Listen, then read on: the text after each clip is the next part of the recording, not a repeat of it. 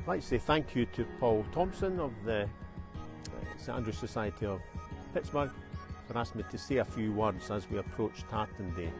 I thought it'd be appropriate to do so in the shadow of Pittencrieff House, which was the home of General John Forbes. General John Forbes, as I'm sure you all know, was a person who founded Pittsburgh in 1758. He had an army with George Washington under his control, and when he named the city, he named it Pitt in reference to William Pitt, who was effectively Prime Minister of the United Kingdom, who'd chosen him for that task.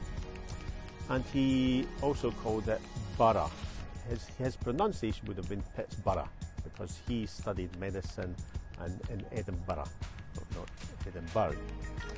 We're very proud of that connection, and doubly so because Andrew Carnegie bought this estate once he'd made his fortune in Pittsburgh. So we now have two people, the person who founded Pittsburgh and the person who played a great role in its development. We're going to show the marker, which was donated to us from Pittsburgh a number of years ago, and it mentions the various places throughout the approach to Fort Duquesne, and we were very fortunate to be given one, and it outlines the connection. But one of the sad aspects of General John Forbes' life is that he was ill during the campaign to take the fort.